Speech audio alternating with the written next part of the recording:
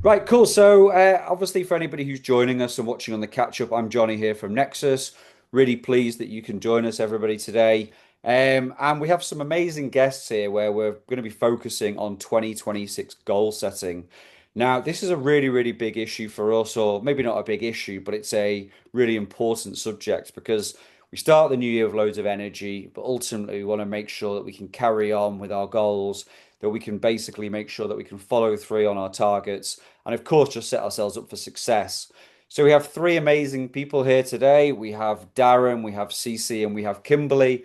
And in a second, I'm just going to go around the room where they can literally just, introduce themselves, tell us a little bit more about their business, and then of course, then we'll get into the questions for a nice, lively panel discussion and debate as well. So, Kimberly, you're up on my screen right now. So let's start with yourself. So, Kimberly, tell us more about yourself and your business, and obviously, how you got into this whole startup and business game. Um, I'm the founder of HyperTribe. HyperTribe is we're doing artist development at scale, mainly focusing on early stage artists in the music industry. So we've built a lot of technology, including our kind of main AI music manager that has helped artists progress into making a sustainable income. So that's what we focus on, that sustainability for early stage artists. But the way we got into it is that actually everything that we did came from community, which I actually think is probably some of the best ways in which you can develop a product because you start to get to understand what are the common questions that keep coming up. So actually started a lot around mentorship and women in music, which is still a big problem, still massive like thing that's close to my heart. After 20 years in music, I started to work with a lot of women in music, and then that turned into a community, and that community then opened up into products that we are looking at the development cycle of artists and trying to speed it up for them pretty much. It's very similar to Startup World, to be quite honest with you. Amazing. And as we know from everybody who's listening today, it's a kind of crazy, crazy world as well. CeCe, it's great to see you here as well. Tell us more about yourself and business. Well, first of all, thank you very much for having me and for all of you who are watching. And I shall not give my age away, but I've been working in music and television for about 30 years. I started off actually as a backing vocalist. My first job was with Diana Ross, incredible. And because I was so young, I was actually studying lots about the voice actually. And so I moved into becoming a vocal coach, but it was right at the time when many of the music competition shows started. So we had Pop Idol, X Factor, Celebrity X Factor, you name it. Then it migrated into Los Angeles. So I actually ended up opening a business. I was the lead vocal coach on Pop Idol, and I could not see everyone. So I started bringing other vocal coaches in. So I ended up opening a business in London. And then the business grew so much that I then opened a business in Los Angeles. And that was in terms of people singing and performing. I then opened an artist development company. And again, at that time, no one did artist development, but my business started doing that in Los Angeles with a man called Frank DeLeo, the manager of Michael Jackson. Because of all of that was happening at that time, and I loved business, I then shifted the business into a lot that I did on camera, talking about interviews for OK Magazine, HuffPost. I started writing for huge articles. And now I've just opened another business, which is called Power Your Voice. And it's all about trying to be very present with the digital era that we now live in. And so it's all online, a new platform that's being built for people not only in the singing and performing world, but in other areas such as hospitals, various places where people are learning how to function in their jobs, in their workplace. Amazing, CeCe. Wow. First time. Next time I'm in London, I'm definitely going to give you a shout for a drink as well. It sounds like a very interesting life. And also, I need to have a look on some old YouTube videos as well of you back, obviously, like you were saying, in the kind of reality TV early days of music. So amazing. Great to see you here. And Darren, really, really good to see you. Obviously, we've been talking a lot online as well. Tell us more about your business. We'd really love to hear more about yourself and obviously, what it is that you do. Yeah, sure. Thanks, Johnny, and thank you for the invite. And it's great to be here with everyone. I have built a startup which is focused on what we consider a world first. Everyone talks about AI. We're using agentic AI for preventive health. So rather than focusing on things that are cause-based, it's rather symptoms-based. We're looking right at the root cause as to how do we actually solve the problems that people have in modern day living. So when you think about, holistically, if you go into a hospital at the moment and you're doing a MRI scan or a CT scan, typically that equipment has been trained on data that is quite a few years old. It's predominantly biased. It's focused on pale and male, and that's a big issue, right? And you can already see on our amazing team here in terms of our panel that represents an issue. So what we're doing is we're breaking the mold as far as this is concerned. We're reaching direct out to consumers, creating a sort of first global platform as a database that actually looks at gender, age, ethnicity, and all the important aspects around that, and then actually brings that together so that we can understand the kind of things that people are going through. And that's really important because health concerns today are very, very different to what they were 20, 30 years ago. And we have a lot more cancer, we have, a lot more mental health conditions, and we really need to understand these. So ultimately, Enbodie is about that agentic AI layer, really creating a consumer kind of capability where you can start to use AI and it becomes interactive. It's focused on clinically grade data. And from that, it then also at the same time really starts to learn about you, and it harmonizes the personal aspect of care with what we call the planetary care, right? So very focused on, clean beauty, great health, the environment, sustainability, and bringing all of that together to one mold. And that's been picked up by His Royal Highness Prince William. We're part of the Earthshot Prize this year in 2026, which is fantastic. So very happy about that. And I'm here in Davos at the moment, so I apologize for the background noise. Hopefully there's not. I've got noise cancelling on and people talking all around me. It's packed. We're in the area where Trump's literally across the road here. Security's pretty high and it's kind of crazy. And look at that, guys. Look, if you ever want to get an insight into what being a startup founder is like, it's this kind of on the road hustle. I once did one of these so many years ago when I was doing a call and somebody was actually taking the call. It was an investment chat while they were in their car outside, like a car park, and they were on the phone with investors, stuff like that. And just making sure he didn't get kind of carjacked or something. That would have been a very interesting kind of video call. But no, amazing to see you here, Darren, as well. And really kind of on the cusp of something right now, like you said, with health and AI as a macro level. I keep reading about how Apple are really going all in on, health and AI and obviously, longevity. So really, really good. And just for some off-camera information, you were saying before about how you're going for an investment conversation later. I think you nailed the pitch with what you just said right now. So good that you're in good training as well. So thank you. Right, cool. So the way that we usually do this, if we're doing a panel, is we throw a question out there, and obviously our different founders can run with it and have the conversation. So we're going to kind of like pitch this in as really a few different stages. So it's kind of like, what you do right now in terms of looking ahead to 2026 to make sure you stay on track, what you've done in the past, and of course, tips and tactics that other people can use as well. So I guess really the question I'm going to ask you just to start off with everybody is like, how are you approaching 2026? I mean, you've all run businesses for many years of different shapes and sizes. Are you now in a sustainable Zen mindset of like, what will be, and we'll plan and we'll do this?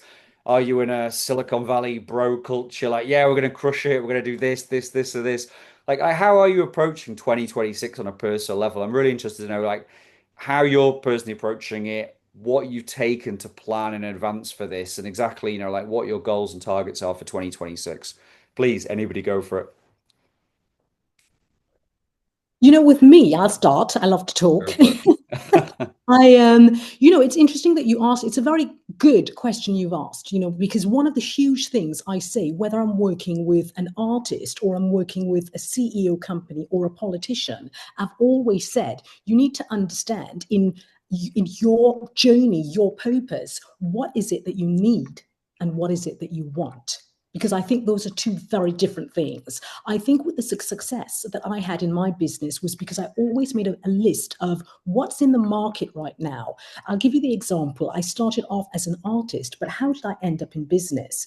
When I was working as an artist, and I realized there was a gap in the market in terms of women, ethnicity, and in the record labels, I realized there was a missing point for people like myself who came from the classical side, where my brain thought very differently to people in the pop world. I was very structured about find out why this works, why it doesn't work. And so for me, I think my business ended up huge because I realized when these music competitions started, I could not coach all of these people.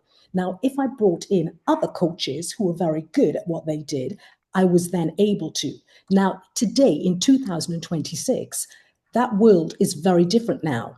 So I'm trying to take everything that I've learned from my businesses that were successful, but also looking at the fact that in 2012, I had a fully ruptured brain aneurysm. I was not able to speak. I was not able to function. The very thing that was my job, I stopped because I couldn't. But the good thing is, those exercises I learned to reroute my brain, but I was an individual. As a result of that, in 2015, I would say more so, I started examining and working with people outside of the music world. I started working and talking to neurologists one of them who worked on me actually with my brain, and a variety of other neurologists. And that's why I have huge respect for what Darren is doing, because he is that essence, very similar thinking, which is with health, there's a way that we need to work with these people, but actually making it very present. So my whole thing is in moving forward is coming together with the right team where we're very different, but we're bringing together our businesses and taking it into a different share. So my business is now Power Your Voice, and it's reaching out to people right across and speaking with investors actually at the moment. And when I speak with them, I'm finding out what is it that they need and what is it they're wanting. And as a result, that's the conversation I would start at. Okay, this is a really good point as well. So actually, you're almost developing that product market fit based on the conversation that you're having with individual people. That's again Depending informing on your who it goals. is. So if I'm speaking with an investor who invests in a certain type of product, there's Mm. a certain pitch that I would do. With someone else, I will show them, well, this aspect of my business is what would help for you. So it's really what you need, what you want. Make short term and long term. I think that's crucial for every business person if you want to make income as a result. So it's not just the dream, but the dream becoming practical. 100%. That's a really, really good fit as well. Darren, Kimberly, like how are you approaching those kind of, I guess, macro goal setting and exactly how you can build on top of what CeCe said?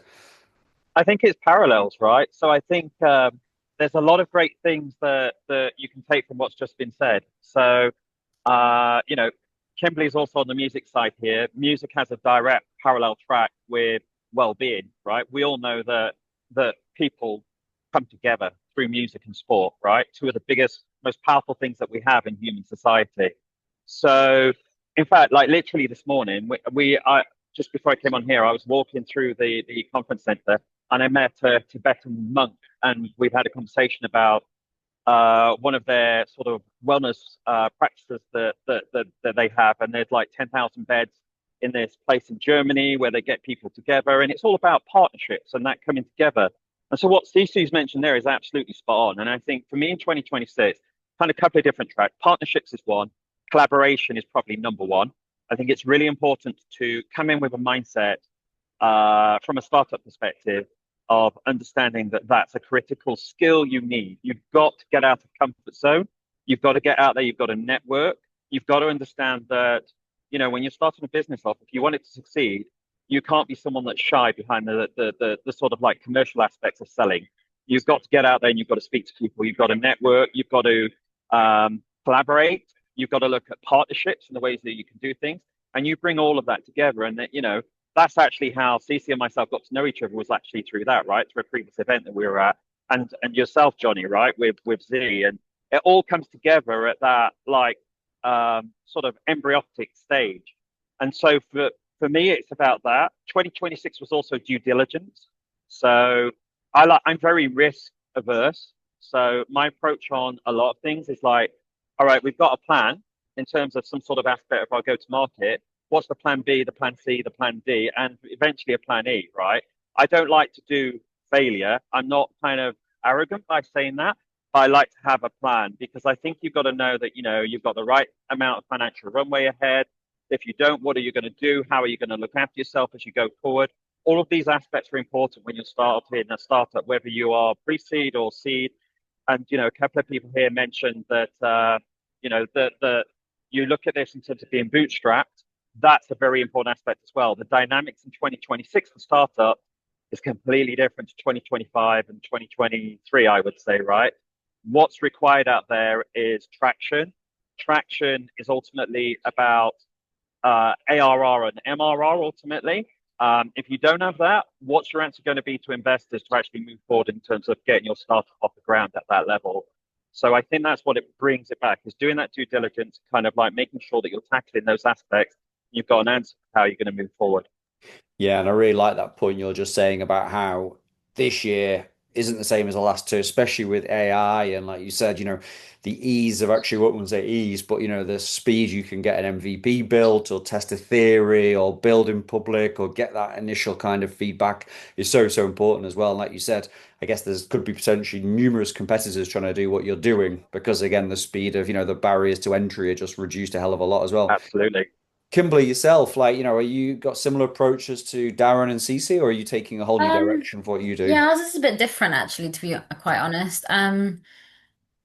So it's nice to hear obviously other people's perspective, but what's kind of practically worked for us, and I think it's always important to be honest in these conversations about actually what's going on for me as a founder and then what's going on for us as a business, which is that first of all, the way we set our goals for 2026, actually just generally speaking, so we're on our second round in terms of investment. And so we're raising a lot more than we did last time. It was around about just over 250,000 that we did last time, two VCs in there, rest of them angels, which they have, just as a side note on that, just get really good angels because they make all the difference at this point because they have absolutely smashed out the ballpark with connections for us.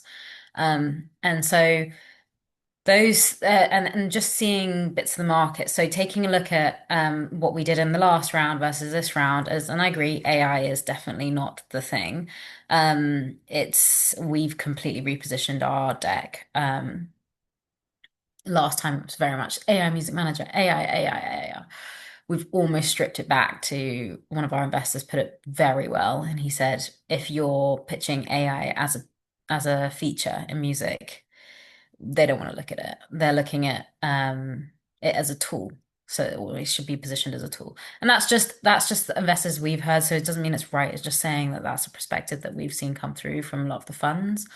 But when we're looking at the rounds and like 2026, again, I think it was mentioned just slightly earlier, I think from you, Johnny, about we're looking at de-risking every single time. Like what gives more proof points that we are actually going to get to the valuations and the numbers that they do.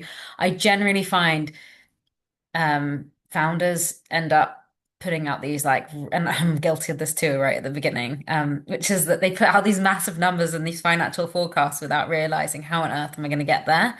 And is that even possible? And then also one thing that we got really, really tight on towards the end of last year was actually our due diligence in terms of market positioning. So I guess it does kind of go back to some of the stuff CeCe's looking at, covering. But ours was like at such a granular level of understanding, not from like for as a business, where is the white space in the market and who's not covering what. And that kind of top down and bottom up approach of being able to validate constantly and consistently was important.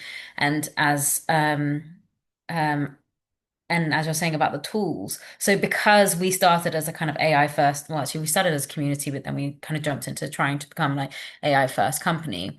What we realized is that actually our secret sauce is what we know. Like we know our customers so well, it's ridiculous.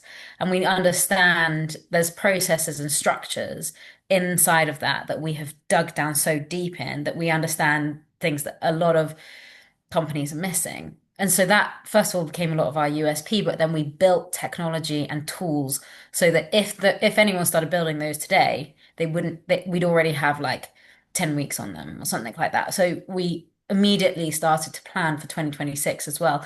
What is the defensible strategy to make this defensible in the way in which investors would first of all look at it. There is a lot in terms of B2B contracts as a big thing for us. So we managed to get the B2C up and running, and that's kind of flowing quite nicely. But the B2B contracts for us have been a really big part of our strategy, just because that's obviously how we planned our go-to-market and getting really clear on our go-to-market too. Reviewing what happened last year, at the end of last year, we reviewed what happened for the year, what we built, how fast we were building, and who kind of needs to go or stay in the team, to be really frank with you. It was like, who would be, if you had to burn everything to the ground tomorrow and then take what you needed forward, what would you take? And the number one thing that I would say to like anybody who's an early stage startup is sales cures all, as Grant Cardone's like phrase it and everything like that. But sales does cure all. Like once you've got those numbers, investors are starting, you need to put checks in, or at least you have the plan and the evidence that you're heading towards that. That's all that's kind of the crux of it. Like forget the whole kind of let's sell the dream and let's show that maybe there's a space in the market. Yes, that's important, but really like I sat in a grilling of a meeting last week, which actually turned out to be amazing. It went from I don't understand to I'm going to back you and pull all my resources. So it was a massive, like within an hour. And the difference in that was that he kept on going, and so what? And so what? And so what? Oh, we're talking to this major brand. We're talking to, oh, we're having a conversation. We're signing a contract. And so what? What does that mean? What does that mean? And so those are the things in terms of traction that you've got to relate back is like, I find that the fundraising landscape, everyone's really tired of seeing like, oh, but we're having a conversation with X, Y, and Z. It's like, no one cares. No one cares anymore. Like sign the contract, get it done and show that you can execute, I think is important. Yeah. And move fast. You know, we did in the last few weeks, I think that's important. But sorry, I just want to say the last thing on my own personal perspective. Please do. Yeah, which is, I think it's really important just for every founder is that I really suffered at least a year ago, but even towards the end of last year, I was really suffering from panic attacks, but they'd be nocturnal panic attacks. So what that means is when you go to sleep and you wake up at 3 o'clock in the morning in a panic attack, always be about money, always be about oh, how are we going to do that? How are we going to do this? And you can't control them because you basically have to go into like a more relaxed state before you go to sleep and so on. And I think from a mental health perspective, I think everybody needs to get a support system. I have found friends that I call all the time that either are a few stages ahead of me, really helpful. Get a board of kind of informal advisors. I'm not saying give them equity or anything like that. Just people that you connect with that you can call and go, I'm having a bit of a meltdown today. Can you help me out? That's really important. So that for 2026 has been my thing, which is that I constantly compared to other startups, like constantly. And I realized no one knows my customer or my problem better than I do. Nobody does because it's a new thing I'm building. So how on earth, like, will they be able to give me the right advice? But if your gut is kind of pushing you in the right direction, I think it's important. And that has worked a lot for me. And I used to obsess over competition. And I realized why I used to obsess is because I didn't put the boundaries of what's defensible. I didn't invest in the defensible for us. And now that we've done it, I feel way more relaxed. And that has taken such a big weight off my shoulders. And I'm going into this year as kind of like, look, we'll do what we can do. I think we're a good team. I trust it. And a bit more of a relaxed place, which I think is important too. Yeah. Wow. I'm going to jump in there because there's so many good please things do. you said, Kimberly. And I bring it back to one thing, and I want to say that to all of you founders out there. I bring it back to what I said. What do you need and what do you want? Because what I meant by that is depending on what you want, it doesn't mean that you start there. You need to put on a list of what you need in order to get there. Again, you said some interesting things, Kimberly, where you're talking about, sometimes you would get anxious or you'd be thinking, how would I get this or get that? And you're absolutely right. One of the things I learned very, very early on, and that's why I was so proud of myself. I had inspiration actually from my mother.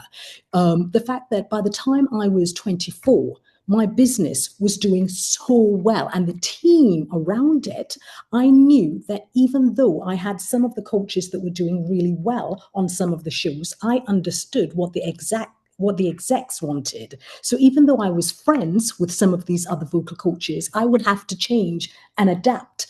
And I had to build that toughness, so to speak, in a very nice way where I'd be able to explain, I'm sorry I didn't put you on that show, but I only learned how to do that from my list of what I needed to continue building the business into what I wanted. And that was to open doors for many other vocal coaches. We ended up with vocal coaches who had different strengths, people who had the strength of the technique side, other people who would do the performance side, so that there were jobs for everyone. I'll bring it for many of you who are listening. You're not necessarily dealing with the music world, but in your world that you're dealing in, do the research, look at different people in that sectors, the people who you find inspired you, but also the people who you think they didn't know what they were doing. But guess what? You can actually learn from the failure, not just the success.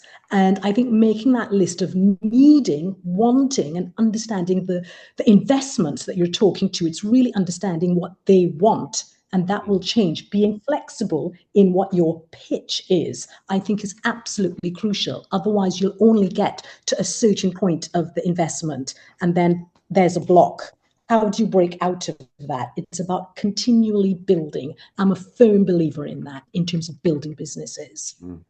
Yeah, I agree as well. I think there's some really brilliant points brought up by both CeCe and Kimberly here. So one for me is bottom up, right? So bottom up as an approach is certainly when you're speaking to investors, trying to claim billions, trillions in TAMs, SAMs, SOMs is utter nonsense, right? Just don't go there. The best way you can go there is what Kimberly said.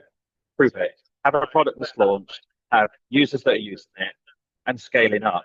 More importantly, then when they challenge you and they ask you, okay, so what?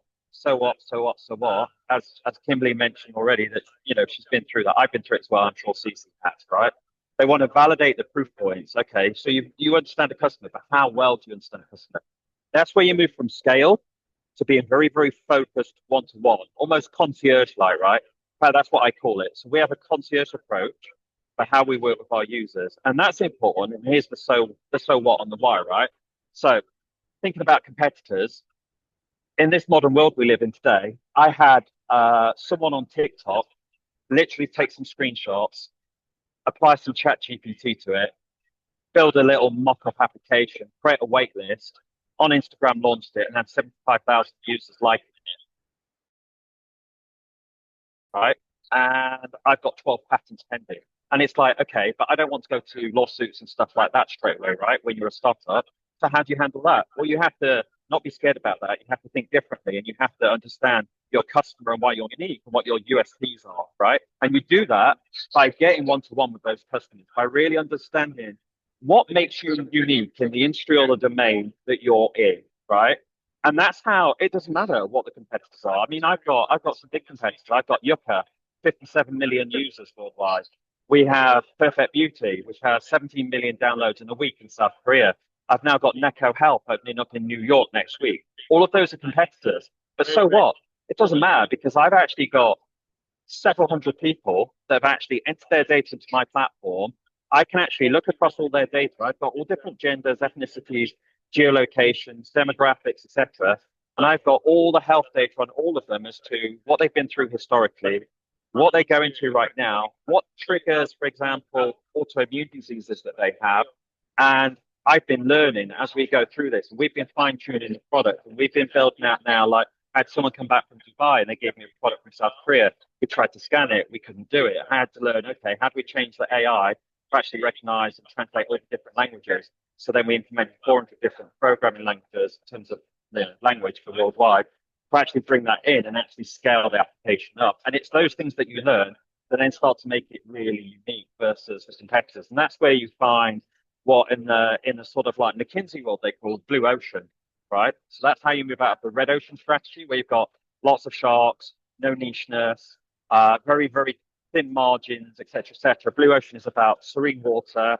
You're in on your own. There's, you've got a very defined space in terms of competition. You've got great margins. You've got great customers, and you've got product market fit in what you're trying to do. And that's where you need to move towards. Yeah, that's a really good point as well. And I think the kind of what I'm hearing from all of you guys is, agility is so important. It's being reactive again to kind of your needs as well. And actually, I really like the word concierge that's obviously been used. I think that kind of relies very much on what CeCe and Darren have been talking about, was kind of almost like individual product market fit as well.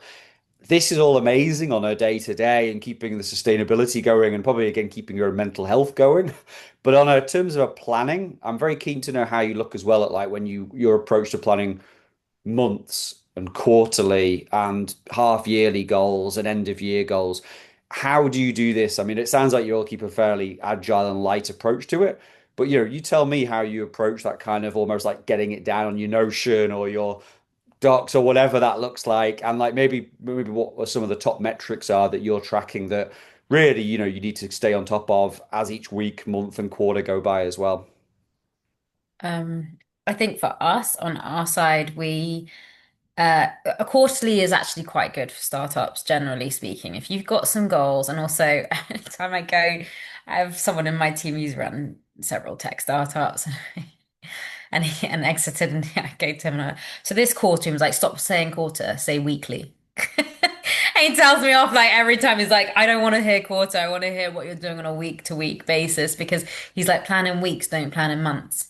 That's what he says and everything. And the reason for that is that I think a lot of things change very quickly. We were just looking at what we've done since 1st of January. I didn't realize it was the 21st. And I think there's a lot of, if I'm being really practical about it, first of all, finding out your quarterly goals. I mean, I'm pretty sure most startups could probably tell you off the top of their head what they're trying to do in the next for the next quarter, like roughly, okay, cool. Well, this whole quarter is all about getting 2 or 3 B2B contracts and being able to sign those, and being able to prove it so that we can then go raise the investment and so on. That should be the very high level, should probably take like 30 seconds to explain. Like from my perspective, this is how we do it. And then I've also done the opposite, and I'd really recommend nobody does this, which is that I have previously gone in and basically planned everything meticulously week to week, which as a startup always ends up being like, yes, it might make you feel good, like, because I'm a planner, you want to ensure some sort of stability because it's such an stable place. But what's really important is that opportunities will constantly and consistently come. And then so looking at those metrics are also really important. So honestly, anything on this is just my philosophy on this, which is that anything, if you're making under 10 grand a month, everything is sales and revenue. Like whatever metrics go towards that, everything is sales and revenue at the moment.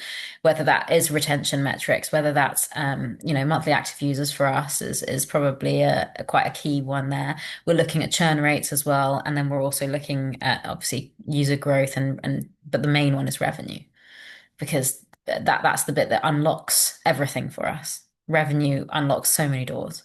So yeah, so that's it from our side. But in terms of planning that, sorry, um, we tell our investors every single month, but they do a monthly update.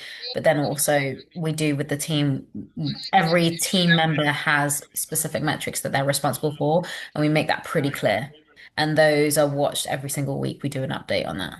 Yeah. Amazing. And actually, after CeCe and Darren have obviously mentioned what their, approach this as well, I'd like to just drill slightly more into teams and how you manage them as well. So that's a really good reminder to get into that as well. Darren, I see your mic's off. Similar approach to kind of, I guess, getting that balance between being adaptable, but also being quite macro planning. Like, how do you approach it there at Enbodie? Yeah, I so that for me this was kind of drilled in top down, right? So my previous gig was 33 years as a sort of general manager and VP in software at Microsoft and places like that, Oracle, SAP. And especially being part of SAP, it was all about process. So you're always doing planning, you're always focused on the quarter, you're always having board reviews on a weekly basis, etc. But being in a startup, it doesn't work like that, and you've got to be far more flexible and agile. So we actually work on 2 daily sprints. We're totally into the agile methodology. A couple of my members of the team are Scrum Masters. We do stand-ups every 2 days. I've got one tonight with the team actually, 7 p.m. Teams geolocated everywhere, right? Canada, South Africa, Palo Alto, UK. We all get on at the right time zone, so it fits for everyone. 15-minute session only, but everyone talks through what they're actually doing. We do it every 2 days, and we even do it at the weekend on a Saturday.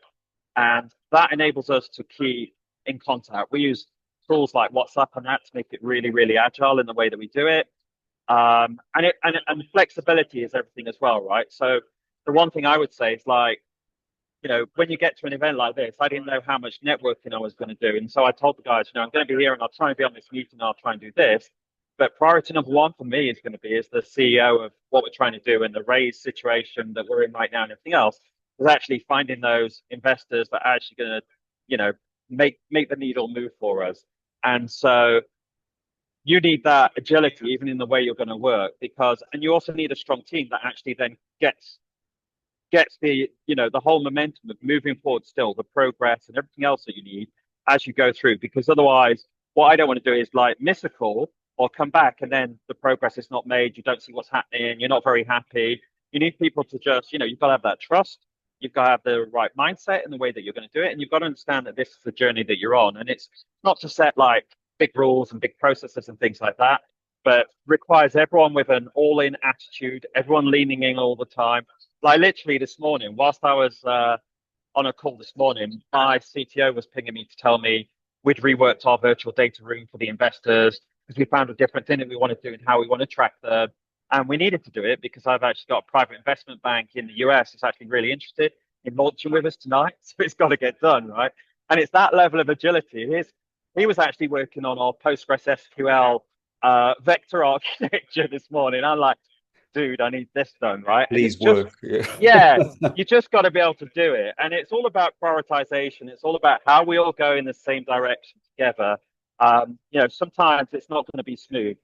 Got to have that flexibility no matter what. Definitely. And how about yourself, CeCe? Very similar. For me, it was 24/7 constantly. And I had to be very conscious because if I was in the UK, I would still have my clients out in Los Angeles. 8 hours difference, but I couldn't have them feeling as I just was too tired at all. So they always needed to feel like number one. That was it. And so I would say to people, it's good to have, yes, that long term of what you're looking at. But for me, it was every week. I would be thinking, okay, what is it that I need to achieve this week? What is it I need? I keep bringing it back. What I need, what I want. The want is the long term. That need is that micro, like involved in absolutely everything. When I first started the first business, I was very flexible, involved in everything. As the business expanded, I started to ensure that I didn't just get people who were very similar to me. I ensured that I had people who thought very differently, they functioned differently. And that is what made the business grow stronger. And I think I would encourage to all of you out there to have those regular day in, day out, whether it's every week, depending on how you function. You need to keep checking in on things and having that flexibility, knowing that you will evolve over time. But having things as to, actually every 3 months, every 6 months, then your business will not flow in the way that you ideally want it to be. There's no way it can start like that, in my opinion. And let me just dig into that from all three of you as well, because we've all mentioned teams and we've all mentioned people and we've all mentioned personalities. Kimberly's the attitude is, let's burn it to the ground. Let's really on making sure people are hitting their targets, and and I think that's a good approach. Darren's just like, we really need flexibility, and we need people to really lead in and be always on it. But honestly, and I'm joking there, but like in an honest way, how do you keep your team and people motivated if the plan changes regularly? I mean, it's human nature. People don't like change. But then, you can't go hiring and firing all the time or whatever. Like, how are you keeping the troops, in line in a way? And when I mention in line, as in like following the plan and the script, but also maybe building that culture that they know that there's flexibility going to be needed day to day as well. For me, I think the ethos, I always knew what the ethos of my business was. And with anyone that came on board, I drilled that into their head, basically. But I also let them know the strength that they had and why I wanted them to be a part and to give me their ideas, to input in what they wanted to do. So they felt a part of it. But I absolutely let them know that there were going to be changes along the way, because life changes. The business changes. And if you get stuck at that, the business absolutely won't grow. So set the rules of engagement, but also give freedom for a lot of delegation. Whereas in like, if you're the right person, then I trust you to carry it on out, but you are just going to have this growth and flexible mindset as well. Yeah. Definitely. That's spot on. And for me, one of the things I do when anyone comes into the team is, and I did this even in the corporate world. It's a fantastic book called Who Moved My Cheese, and I make sure everyone reads it. And if you can't bother to read it, then get on your ebook, audio book kind of thing, or watch the video on YouTube, because it's all about people at the end of the day. It's all about personas. It's about relationships. It is about the roller coaster ride that you'll be on as a startup. There's going to be highs. There's going to be the trough of disillusionment as well, right? And it's about how you pull through together as a team to do that. So a lot of people often ask me, how do I get the team? How did I find the people that, make up the team? And honestly, that was probably the easiest part, because across the network, you know a lot of great people in your world, right? And it's about, those circles of friends and people that have been through things with you and stuff like that. And kind of like, it was very organic as a process. So, a lot of people that are part of my team, I've worked with previously before. In fact, it was funny that at the beginning of this, we spoke about, some of the changes you go through and burning it down. And some of the people that were there originally are no longer part of the startup, right? I went through a similar sort of thing. I had a couple of people that were part of the team, and it's kind of like, yeah, we need to part ways and move on for various reasons. And you learn that. You learn about people's personas. And you also know, some people have a false perception of what startup is. They come from the corporate world and they think it's going to work, in the same sort of routine and same sort of cycles, and it doesn't.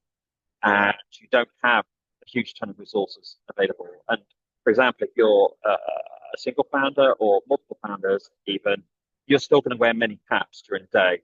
You're going to be the CEO in one part, you're going to be the CRO in the next part, you're going to be the CMO in the next part, you're going to be the CTO in the next part. And at any point, you can be in a meeting and you can actually wear all four caps or five caps or however many caps there are, right? All at the same time. And that's what you've got to be prepared for. So, when you go into these meetings, that mindset is really, really important. And when you're speaking to investors, they want to see that. They want to know that actually, your numbers. So you are a revenue person. You know about your MRR, your ARR, your LTV, your CAC, et cetera, et cetera. They also want to know that, you can flip a switch and actually, about GDPR, HIPAA compliance, HL7, how you're going to scale in the Middle East, right? What are you going to do about China? What sort of partnerships are you going to have? How are you going to work with Alibaba, et cetera, et cetera? All of that comes into this conversation you're having on a daily basis, and you're, changing caps all the time. So I think from a team perspective, it's really about valuing your people as well, right? For me, I came out of the corporate world. Ironically, my last gig was at a talent acquisition company, which was owned by a private equity organization. And that was a real eye opener, I can tell you. And it was very interesting to kind of learn about, people and process and stuff like that. And I really do believe that people should not be a number in a company. I know corporations get big, but we're in a new world right now, right? We've got vibe coding, we've got a different way of rapidly getting, businesses turned around. And with that, people are changing, right? There's a very hybrid model to work. There's a very different set of personas and skills that are used, the way that you do things. There's very different tools that we use. And you've got to recognize that. You've got to have not only a lot of flexibility in people, but you've got to have a flexible architecture to support those people, right? And you certainly don't want to hear about, going into the office strategy. They want to work from home and they want to, work in a hybrid model. And all of that's got to be taken into account, how you build a team up, how you bring the right personas, and how you identify those people as part of that structure. And then, ultimately, as we've mentioned before, leaning in, right? Having the right people with the right mindset. So as you go from that high where, you do something brilliant and suddenly you drop to a low and it's like, oh my goodness, how's that just happened? Everyone's got to be able to handle it, because there are these troughs of disillusionment and these super highs that you go through on a daily basis, like literally daily basis, you can go through this. So Kimberly mentioned having the right circles, other founders, other startups that you work with, not just advisors, right? Very much ecosystem of startups and founders, equally important. People that you can have a conversation with, like, how did you handle this? What did you do here? Have you been through this experience? All those things come together as part of this cycle. And it's just being personable, ultimately, right? Great circles, great energies, and those people bringing it all together at that level. Before Kimberly has a couple of minutes on this take, I just want to point out there, and this everything Darren's just said as well. This is the reason why running a startup or business is not for everybody. If you want to take a nice paycheck from an employer and leave it at the door, great, but there are many hats, as Darren's saying. And I love startups. I've run many in my past myself, worked for many startups, but there's a reason why you get well compensated, or at least you're going on a vision because you have a scratch to it. You have to go and be all in on this as well to really make it a success. So no, some really good points there as well, Darren. And maybe just for a couple of minutes, Kimberly, if you've got anything more to add on that. I know you mentioned team before, but very keen to know what your experience is about kind of keeping the whole team kind of on the same page and going in the right direction. Yeah, it definitely takes a different breed of person. I feel like it's almost as if there are people who glamorize it, and I have a really big problem with, and I apologize if anyone has this background with like big corporate people that suddenly go, I've just got like this idea, and like, I just want to take, and they suddenly get into hot water and go, oh my God, what have I got into? Because I think they think that they'll get an easier ride because they've been through X, Y, and Z. Actually, I feel like most of the best founders I know are just so tenacious. They just do not, they are almost they're and the team is reflective of that. So like, even our CTO, he's run businesses before, also head of something called AI Collective and so on. So we have a really good insight into not only what is happening, and that skill set is like doubled because not only is he technical, but he also has a really nice insight into obviously the AI side of things, what's developing, and also some of the best people in terms of AI around the world. So those are everybody needs to always wear different hats, that's for sure. One thing I would definitely watch, like as a founder on a practical level, is we have in the past done a lot of freelancers kind of coming and going. I would actually, what I realize now in hindsight is that you should probably try to double up hats rather than a few hours here, a few hours there, and everything like that because things slip. That's one lesson I learned last year, which was that actually it's much better to have one person that's consistent that can learn and grow into the role rather than several different freelancers that might be masters at that specific thing because they are living in the business. That one person is living in the business, gets every perspective of the business and can immerse themselves in it. It's almost like the equivalent of like, learning something day by day, sorry, once a week rather than living through the whole week. So keep team small and hire superstars as well, people that can be really agile. Superstars over lots of freelancers. Yeah. Amazing. Right, amazing feedback. And I'm also very conscious of time. So we're going to skip Q&A today because of password issues. What I'll do is when we do our recording and we share this, I'll be putting a little type form on there asking for Q&As. And obviously, if there's anything directed to you guys, then, I'm sure there will be. Then I'll send them over if you don't mind. And, I'll maybe put them into a blog post or something. And we can turn this into another great asset that people can enjoy on Catch Up as well. So just to kind of wrap up, really enjoyed today, but I want to ask you all three very quick rapid fire ones. I'm also conscious that Darren might get his signal jammed by Trump entering the room or something soon. So yeah, we don't want the kind of CIA coming in or something on our call, although it would make it quite interesting as a January kickoff for Masterclass. So I'm going to ask three questions. So one is, what is one software that you all, swear by in terms of, I guess, probably organization and something maybe that you use for, planning. I also want to get maybe your top mental health tip for keeping it all together as a founder. And really maybe what your message is to any founders listening as well about, how they can make a success for 2026. So best software, happy to go around the room if you all want to kind of like do it individually. I think for me it's been Otter or some sort of recording for note capturing and everything like that. You can also get one specifically for sales as well, which will analyze your sales calls and tell you where to improve. Yeah. Great.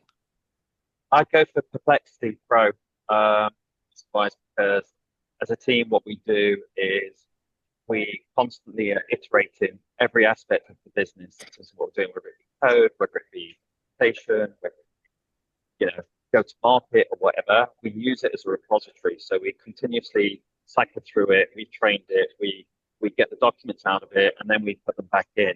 so it continuously gets better and better and better. It's learning about everything you do. So for the team, it just becomes almost like the holy grail of like a repository of knowledge for everyone in terms of what we're trying to do, and everyone gets linked in together and is on the same page about it. Everyone has access to it. So that's how we're running. Amazing. Good good piece of software there. CeCe, how about yourself? I would say there's several software that I hear about, and I don't get involved too much in that. But my big thing is actually to do with the well-being that you said. The big thing that I say to people with the well-being, everything starts with you, your mindset, and that spirals off into the rest of your business. I think without you having, and I'm only saying this because everything I've done is about learning how to do your own breathing exercises, your own vocal exercises. I'm not trying to sell my business, my new business right now, but honestly, it Nice really segue, is. though. I like it. But it is about powering your voice in such a way that whether we're talking about software for your business, if we're talking about how to do better in sales, how to better with communication with others, all of that starts with your own inner being and how to find yourself in a calm place whereby you can take that into your business and spread that energy, if you want to call it that, practical points that you can do with your staff as well as the people that you're reaching out to. I think the mental being is the most important thing as a new founder or an early stage that you're at to make income. I keep bringing it back. You can set up a business, but if you're not making actual income after certain points, it means something's not quite right. So you can have all of the things you've been told to get around you, but if there's not enough money coming in, again, that's really what the investors want to know. They want to know, I'll give you this, when do I get that money back? How have you actually practically proceeded in making tangible income for Brilliant. yourself? Thank you for that one, CeCe. And Kimberly and Darren, what's your top mental health tips that you would like, that you do to keep it all together? Please tell me sauna or something that's super hipster in terms of right now. I stick music on. Honestly, I have a vast array of music. My mum was very into like Motown and stuff like that. So I listen to and I like David Guetta and stuff like that as well. So I go from and I like rock and so I'm off the chart in terms of like music genre. Yeah, I stick different things on for different kinds of moods that I'm in. When I'm like particularly challenged, I'll take something that's kind of really upbeat, get me in the right mind of frame. Like I'm walking into something like a great meeting or whatever, and I'll be like, right, this is it, this is how we do it, kind of like get into it at that level. So for me, I think music is awesome, right? So it's about that. It drives me and I really love it. I listen to so many different things all the time. Perfect. Thanks for that, Darren. And I agree, music is the answer. It's the medicine for so many different kind of mood sets and exactly what you need it for. Kimberly, how about yourself? I think for me, it's kind of more phrases and sayings that have kind of got me through that I have been able to also calm, I think, some of the panic attack side of things, which is that, first of all, you can only do what you can do. That's it. Like, there's no more than that. Whatever you can do in a day is what you can do in a day. But the other side is that you are not your business. And I really think founders really struggle with that because they think that their identity is their business, like they are their business. And like, I appreciate you've got to be enthusiastic about what you're selling and you've definitely got to champion yourself. But in terms of the actually, you are also, I mean, for me, I'm also a sister, I'm also a daughter, I'm also an aunt, I'm also, and all those things. And if you can immerse yourself and have those breaks, I live with my boyfriend and I think, in the evenings we cook together and stuff like that. Those things for me keep me sane now, like fully keep me sane because they take me out of your worth is not derived by your business. Like, and you, like you also are all these other things. So I call it go and do something human because I sometimes feel like a robot when I'm fundraising and I'm like, okay, I need to go do something human, like take out the trash or something. Brilliant. And I'm going to hold that as your top tip as well, if you don't mind, for founders as well to make a success of this year, because I think that answers the mental health one and the kind of message to them to basically, be successful this year.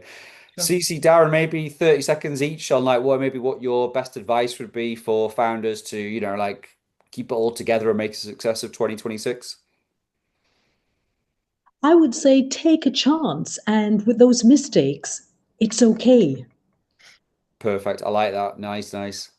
Yeah, I totally agree. I was actually going to say something similar, right? Don't be afraid to fail. I know everyone says it, and it's a really coined phrase. I Mm, think in the startup world, you've got to not be too hard on yourself, as Kimberly said. You've got to be pragmatic. You are going to fail. It is going to happen at some point, right? You know, even the best minds in the world have failed. Look at how mm. many bad things have happened at Amazon. Anyone remember that Amazon Fire phone, right? Total failure. Yeah. Um, you know, and billions were put into it. So these things happen. Just take it in your stride. Don't take it too hard. Learn from it is the most important thing, and just take it all on board. Well, that's amazing advice to finish on today as well. And, I just want to thank obviously Kimberly, CeCe, and Darren and all of our guests for attending, whether in real person here or obviously on the catch up as well. When you plan these events, you want them to have a certain amount of flow and certain amount of, what we're trying to achieve. And for me, I think it's been incredible, really. Really enjoyed so many top tips, tactics, and just generally really real advice on like exactly what it's like being a startup or business founder, really. And it sounds like you're all going in the right direction, which is amazing. So I want to thank you again and wish you all a very, very successful 2026 as well. And obviously 2027, 2028, 2029, because it never stops. It's just, the target keeps moving, but hopefully you're all going in the right direction and you learn every month, every quarter, every year as well from there as well. So perfect. Thanks very much, everybody. Like I said, I will share the recording. I will share the type form so as we can gather some kind of questions on there as well. 11th of February, we're talking community building. So that's our next masterclass. So keep an eye out on WhatsApp, on email, and obviously all of our other channels. And yeah, thanks to everybody. Darren, Kimberly, CeCe, thanks very much. Enjoy the rest of your day and good luck with everything. Great. Thanks Thanks very for much. Thanks inviting for having us. us. Thanks so much, everybody. Enjoy your time. Good luck. Take care. Bye. Cheers. Bye.